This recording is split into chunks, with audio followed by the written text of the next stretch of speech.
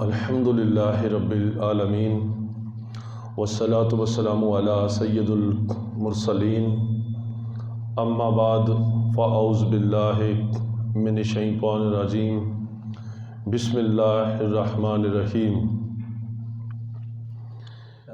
ان الصفا والمروہ من شعائر اللہ صدق اللہ العظیم وصدق رسولہ النبی الکریم ان اللہ وملائکتہ یصلون علی النبی یا ایھا الذین آمنوا صلوا علیہ وسلموا تسلیما الصلاۃ والسلام علیک یا رسول اللہ وعلی آلک وَأَصْحَابِكَ سَيِّدِي يَا نُورَ اللّہ الصلاۃ والسلام علیک یا رسول اللہ وعلی آلک وَأَصْحَابِكَ سَيِّدِي يَا خاتم النبیین صلی اللہ علی حبیبہ محمد وآلہ وسلم صلی اللہ علی حبیبہ محمد وآلہ وسلم۔ اللہ تبارک و تعالی کی ذات پاک کے لیے حمداں ثناواں اور اس کے پیارے حبیب کبریا سید المرسلین خاتم النبیین احمد مختار صلی اللہ تعالی علیہ وسلم آپ کی ذات پاک پہ درود و سلام پیش کرنے کے بعد میرے نہایت ہی واجب الاحترام دوستوں، بزرگوں، مسلمانوں، السلام علیکم ورحمۃ اللہ وبرکاتہ۔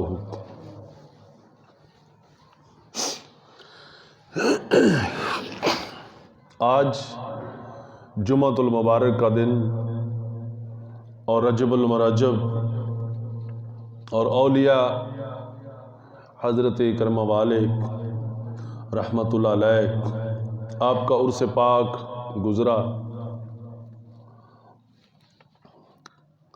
اور ساتھ ہی ساتھ حضرت سیدنا امام جعفر صادق رضی اللہ تعالی عنہم، امام جعفر صادق، جعفر اور صادق یہ آپ کے دو لقب، دو نام ہیں۔ صادق جعفر آپ کا نام، اور جو لقب صادق، امام جعفر صادق رضی اللہ تعالیٰ عنہ وہ ہستی کہ جنہوں نے سیدنا علی المرتضیٰ کے سلسلے میں بھی لوگوں کو بیعت کیا، اور سیدنا صدیق اکبر رضی اللہ عنہ کے سلسلے میں بھی لوگوں کو بیعت کیا۔ آپ فرماتے کہ میں علی سے ایک مرتبہ ہوں اور ابو بکر صدیق سے دو مرتبہ ہوں، مجھے دو نسبتیں سیدنا ابو بکر صدیق رضی اللہ تعالیٰ سے۔ آپ امام جعفر صادق رضی اللہ تعالیٰ عنہ سیدنا ابو بکر صدیق رضی اللہ تعالیٰ عنہ آپ کی پڑپوتی حضرت سیدہ ام فروہ رضی اللہ تعالیٰ عنہا کے صاحبزادے، اور سیدنا علی المرتضیٰ شیر خدا رضی اللہ عنہ کے آپ کے پڑپوتے حضرت امام محمد باقر رضی اللہ تعالیٰ عنہ آپ کے بیٹے ہیں۔ امام باقر حضرت امام زین العابدین کے بیٹے، اور امام زین العابدین حضرت امام حسین علیہ السلام کے بیٹے ہیں، اور حضرت سیدنا امام حسین پاک حضرت سیدنا علی المرتضیٰ شیر خدا رضی اللہ عنہ کے بیٹے ہیں. ام فروہ رضی اللہ تعالی عنہ، اسی طرح سے حضرت امام قاسم امام محمد سے ہوتا ہوا آپ کا نسب کا جو رشتہ ہے وہ سیدنا صدیق اکبر رضی اللہ عنہ کی ذات پاک تک پہنچتا ہے. تو امام جعفر صادق کا لقب بعض لوگ کہتے ہیں کہ فقہ جعفریہ کہتے ہیں نا، فقہ جعفریہ. ہم کسی کے فقہ پہ یا کسی کے مسلک پہ اعتراض نہیں کرتے. فقہ جعفریہ الحمدللہ میں سمجھتا ہوں کہ ہم میں سے کوئی بھی کامل ایمان والا نہیں بنے گا جب تک وہ سیدنا امام جعفر صادق کو اپنا امام نہیں مانے گا. تو ہم سب جعفری ہیں، ہم سب جعفری ہیں. تو اگر جعفری فقہ ہے تو پھر جعفری فقہ کے اندر تو ادب صدیق اکبر بھی ہے، ادب مولا علی بھی ہے. تو آج اس دور کے اندر لوگوں نے فقہ جعفریہ تو کہلا لیا. فقہ جعفریہ سمجھتے آپ کس کو کہتے ہیں؟ فقہ جعفریہ تو کہلا لیا، لیکن جس کے نام کے ساتھ آپ جعفری کہلاتے ہیں اس امام جعفر صادق کا عقیدہ دیکھو کہ کیا ہے. اس امام جعفر صادق کے باپ دادا اور والدہ اور نانا، ان کا تعلق دیکھیں کہ وہ نسبی اعتبار سے حسبی اعتبار سے ان کا نسب کس کے ساتھ جا کے ملتا ہے. جعفری تو کہلا دیا، لیکن امام جعفر صادق علیہ السلام کا جو طریقہ، جو آپ کی فکر، جو آپ کا عقیدہ، اس کو فالو نہ کیا. تو لہذا جو اس کو فالو نہیں کرے گا، جو اس پہ عمل نہیں کرے گا، وہ جعفری کہلانے کے بھی قابل نہیں. جو جعفری کہلائے گا وہ امام جعفر صادق جس کو محبوب جانتے ہیں اس سے پیار کرے گا. امام جعفر صادق کے والد گرامی سیدنا امام محمد باقر، آپ سے کسی نے آ کے مسئلہ پوچھا کہ اے امام، تلوار کے دستے پہ چاندی کے نقش و نگار کر لینے جائز ہے؟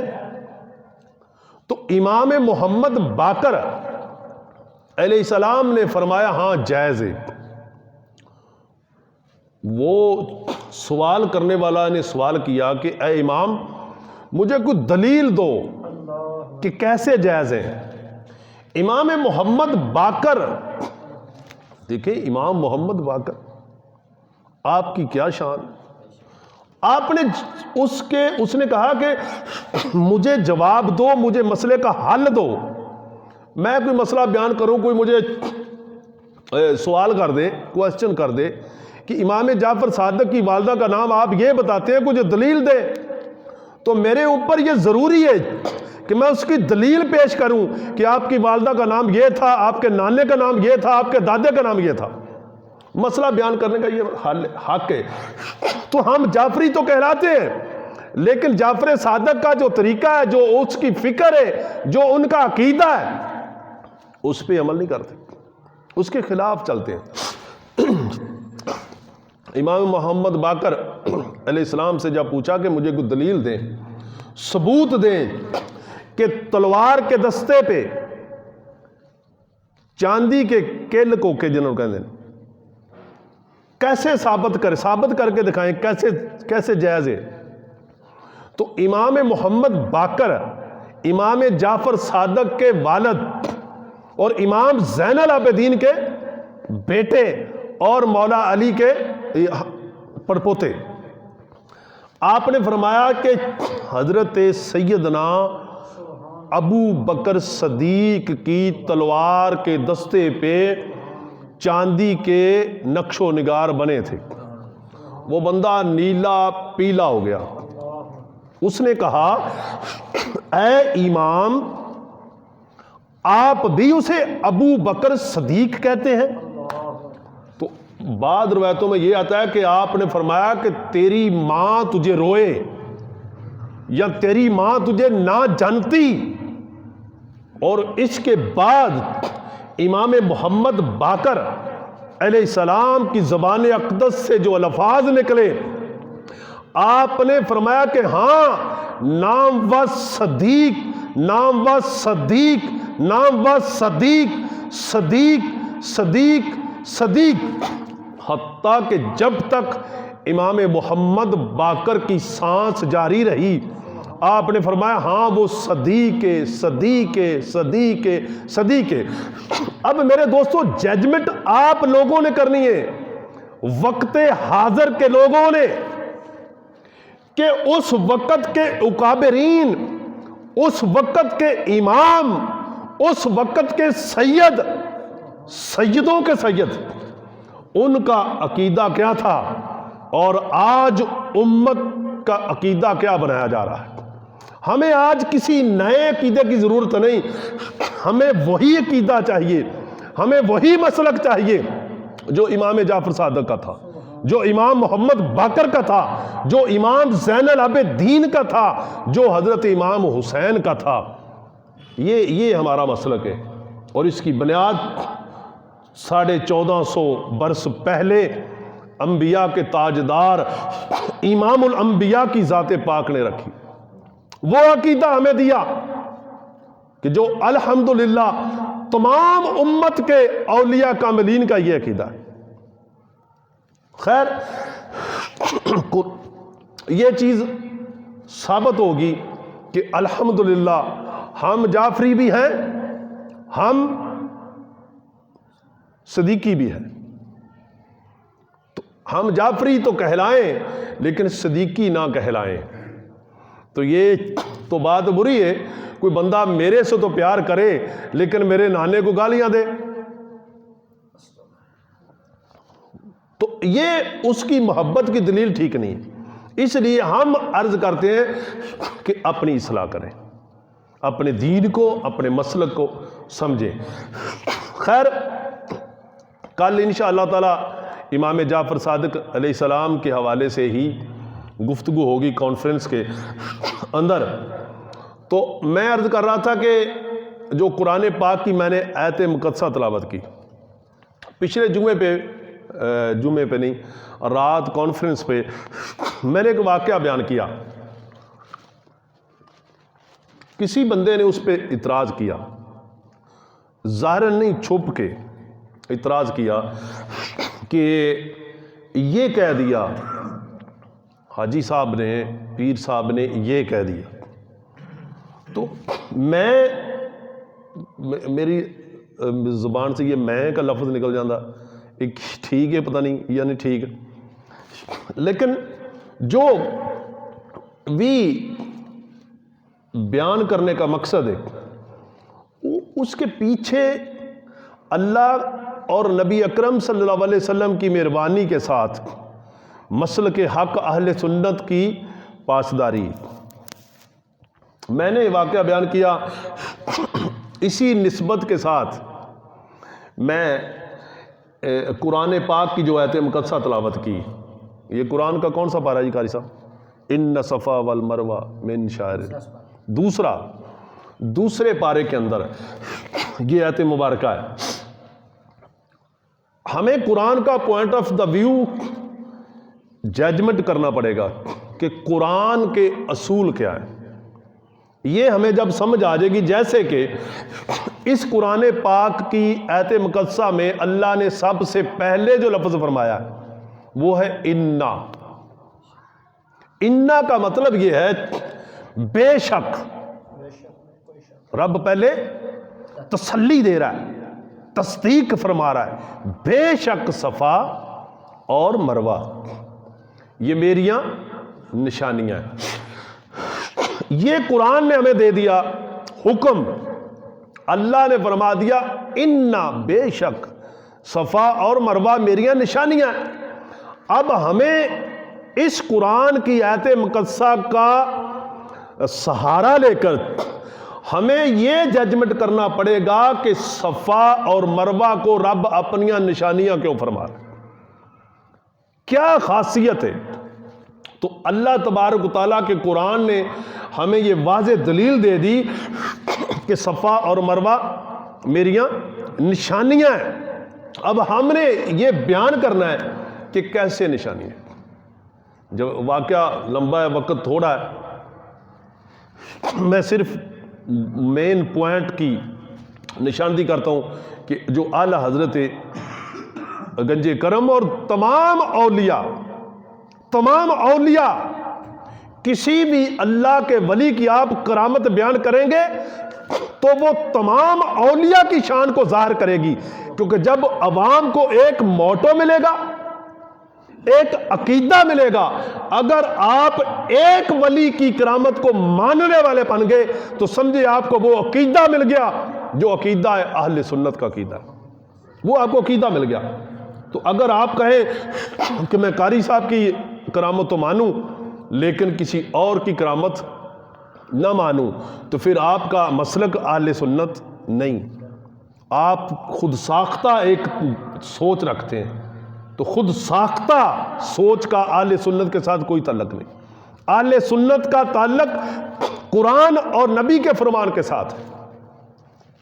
خیر، واقعہ یہ پیش آیا کہ جب سیدنا ابراہیم علیہ السلام نے بیٹے کو اٹھایا تو خالق کائنات نے دیکھا کہ ابراہیم تم مجھ سے بھی پیار کرتے ہو اور بیوی اور بچے سے بھی پیار کرتے ہو۔ اب دیکھنا یہ تھا کہ ابراہیم، میری محبت ابراہیم کے اندر خالص ہے یا کچی ہے؟ تو اللہ نے فرمایا ابراہیم بیوی اور بیٹے کو چھوڑو، میرے راستے پہ فلاں مقام کی طرف چلے جاؤ۔ ابراہیم علیہ السلام نے اس مقام پہ جو حرم کعبہ ہے، اس وقت حرم نہیں تھا، بیت اللہ طوفان نو میں مسمار ہو چکا تھا، شہید ہو چکا تھا، نشان بھی مٹ چکے تھے۔ اس مقام پہ، اور یاد رکھیں حرم کعبہ والی جگہ دنیا کی سب سے گہری جگہ ہے اور پوری دنیا کا سینٹر ہے، جس مقام پہ بیت اللہ شریف ہے۔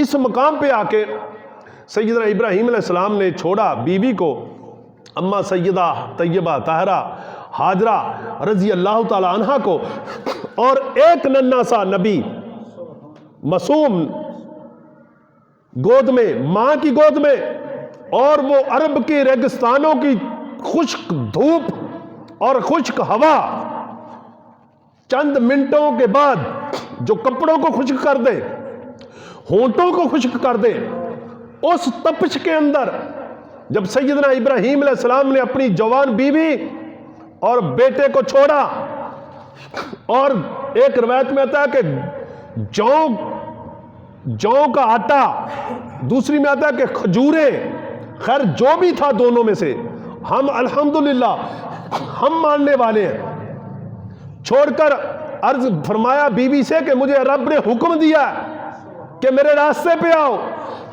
بیوی نے عرض کیا کہ مجھے صبر کرنے والی پاؤ گے، صبر کرنے والی، جب یہ وہ راستہ ہے، یہ وہ طریقہ ہے جو ان صفا والمروہ من شعائر اللہ کی ایک پوائنٹ بنا۔ جب اما ہاجرہ نے پوچھا کہ اللہ کے نبی یہ کیا ہے، اس گٹھڑی میں کیا ہے؟ فرمایا یہ کھانے کے لیے ستو یا کھجوریں ہیں۔ عرض کیا کہ جب یہ ختم ہو جائیں گے پھر کیا کروں گی؟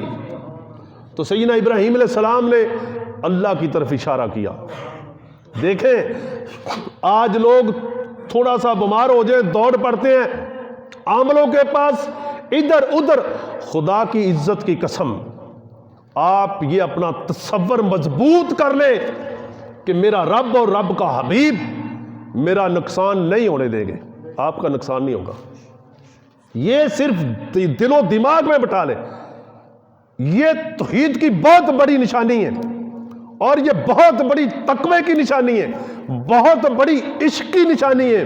او مولوی شبیر پڑھدا ہے در در تے گدائیاں کیتیاں نہیں، اساں ہور کمائیاں کیتیاں نہیں، در وسدا روے مرشد دا جنہیں دے کے فیض رجا چھڈیا۔ بندہ دعویٰ بھی یہ کرے اور پھر در در کٹورا لے کے پھرتا پھرے۔ ٹھیک، اب یہ ان چیزوں سے ہم نے یہ سبق سیکھنا ہے۔ فرمایا، اشارہ کیا، اگر جب ختم ہو گئے تو پھر اللہ آپ نے عرض کیا، بی بی نے عرض کیا کہ اگر پھر اللہ تو ابراہیم یہ لے جاؤ، بعد میں اللہ، اب بھی میرا اللہ وارث ہے۔ جب آپ چلے گئے چھوڑ کر بی بی کو، بیٹے کو چھوڑ کر چلے گئے، اب شکوہ نہیں کیا، تنقید نہیں کی کہ جناب مجھے کس کے سہارے چھوڑ کے جا رہے ہو، میرے ساتھ یہ کتنی بڑی زیادتی ہے، یہ فلاں فلاں ہے، نہیں۔ فرمایا کہ اللہ کے راستے پہ، اللہ کے لیے اس پہ صبر کیا۔ جب صبر کیا، ابراہیم نے تھوڑی دور جا کے دعا کی کہ اللہ اس جگہ کو برکت والی بنا دے، اس جگہ کو برکت والی بنا دے۔ اللہ تبارک و تعالیٰ نے سیدنا ابراہیم علیہ السلام کی دعا کو قبول فرما لیا، دعا قبول ہوئی اللہ کے نبی کی۔ اور جب تھوڑی دیر کے بعد اماں ہاجرہ کے ہونٹ خشک، تپ تپاتی دھوپ، اور دور دور تک کوئی بندہ بشر نہیں، اور پہاڑ، اور آپ نے بیٹے کو بیت اللہ کی مقام کے قریب، اس وقت بیت اللہ ظاہری طور پہ نہیں تھا کیونکہ طوفان نوح میں مسمار ہو گیا تھا، لٹا کر پہلا صفا پہ گئیاں۔ اب دیکھیں مکہ مکرمہ کے اندر پہاڑ لاتعداد ہیں، لیکن جب عظمت بیان ہوگی صفا مروہ اور صور اور جبل نور کی ہوگی، جبل رحمت کی ہوگی، پہاڑ لاتعداد ہیں۔ جناب اماں ہاجرہ صفا پہ گئیاں اور صفا پہ جا کے بیٹے کی طرف دیکھا۔ اب لوگ بیت اللہ کی طرف دیکھتے ہیں میرے دوستو، جب بیٹے کی طرف دیکھا تو پھر جلدی سے مروہ کی طرف دوڑیاں۔ سینٹر میں جا کے جہاں بیٹا نظر آنا بند ہو گیا تو وہاں پہ جا کے پھر آپ نے جلدی صحیح کی، جلدی چلی، اور 7 چکر جب مکمل ہوئے تو اسماعیل علیہ السلام جیسے بچہ لیٹا ہو تو ایڑی ایسے رگڑی، اور رب کی ذات پاک نے جبریل کو بھیجا، جاؤ جہاں میرے نبی کی ایڑی رگڑی جائے وہاں پانی کا چشمہ جاری کر دو، پانی کا چشمہ جاری کر دو۔ اور پانی، اس سرزمین پہ پانی ناممکن، لیکن پھر پانی اگر نکلا تو صدیاں بیت گئی، ابھی تک اس کے پانی میں کوئی فرق نہیں آیا، کمی نہیں آئی۔ دنیا کا سب سے زیادہ پانی پیے جانے والا زمزم، پانی کو عربی میں ویسے موئے کہتے، موئے، زمزم پانی کو نہیں کہتے، زمزم 2 دفعہ، زم اس کا مطلب ہے عربی میں کہ ٹھہر جا، ٹھہر جا۔ زم آج تمام مکتبہ فکر کے لوگ زم کہتے ہیں اور ساتھ کہتے ہیں کہ اللہ کا ولی کر کچھ نہیں سکتا، اللہ کا ولی کر کچھ نہیں سکتا۔ زم بھی کہتے ہیں، زم کو تسلیم کرتے ہیں اور کہتے ہیں کہ اللہ کا ولی کر کچھ نہیں سکتا۔ اگر کر کچھ نہیں سکتا تو زم رکا کیسے؟ کس نے کہا زم ٹھہر جا، ٹھہر جا؟ کس نے کہا؟ اللہ کی ولیہ سیدہ ہاجرہ آپ نے۔ اور بعد علماء کرام فرماتے ہیں اگر سیدہ اماں ہاجرہ علیہ السلام اللہ یہ نہ فرماتی ٹھہر جا ٹھہر جا تو پوری دنیا پہ زمزم ہو جاتا، موئے پانی، وہ مقدس والا پانی، وہ برکت والا پانی۔ اب میں اس بندے کی بات کا جواب دے رہا ہوں اب زمزم موئے پانی، لاتعداد پانی کے چشمے موجود ہیں مکے کے اندر، کئی اب تو جدید دور ہے، لیکن اسی زمین سے پانی نکلنے والا وہ مقام نہیں رکھتا جو مقام زمزم رکھتا ہے، کیونکہ زمزم ہے تو پانی، لیکن اللہ کے نبی کی ایڑی کے ساتھ اسے نسبت ہو گئی، جبکہ پر تو جبریل نے مارا نا، لیکن رب کی ذات پاک نے جبریل کے ساتھ اس کو منسوب نہیں کیا، منسوب کیا تو اپنے نبی کے قدموں کے ساتھ۔ مکے کی عظمت یہ علیحدہ موضوع ہے۔ تو جناب اور لاتعداد پانی کے چشمے یا ٹیوبویل یا وغیرہ نکلیں گے یا نکلتے ہوں گے، لیکن زمزم کا مقام زمزم کا مقام ہے۔ وجہ کیا کہ اس کی نسبت اللہ کے نبی کے قدموں کے ساتھ۔ ایک واقعہ یاد آ گیا ضمناً کہ حضرت امام ربانی حضرت سیدنا مجدد الفسانی رحمۃ اللہ علیہ، آپ کا ایک مرید تھا، وہ حج کے لیے گیا، حج کے لیے گیا تو اس وقت کنواں تھا، زمزم شریف کا کنواں تھا، آپ نے اس مرید نے حج کیا اور زمزم نکالتے اس کے ہاتھ میں انگوٹھی تھی بڑی خوبصورت کچھ چاندی کی، کیونکہ سونے کی انگوٹھی پہننا حرام ہے مرد کو، وہ انگوٹھی زمزم کے کنویں کے اندر گر گئی۔ اب جب وہ کنویں کے اندر انگوٹھی گر گئی تو وہ حج کر کے واپس آیا، امام ربانی حضرت مجدد الفسانی آپ کی بارگاہ میں آیا ملنے کے لیے، تو آپ نے پوچھا کہ بیلیا خیر و عافیت کے ساتھ حج کر لیا؟ عرض کیا ہاں جی۔ کوئی تکلیف تو نہیں آئی؟ عرض کیا تکلیف تو آئی حضور، میری ایک انگوٹھی تھی بڑی پیاری، وہ زمزم کے کنویں میں گر گئی۔ اب میری بات ہو آپ اعتراض کر سکتے ہیں کسی اور کی، کسی کی، لیکن اگر بات آئے امام ربانی کی، مجدد الفسانی کی، تو پھر آپ کو تسلیم کرنا پڑے گا۔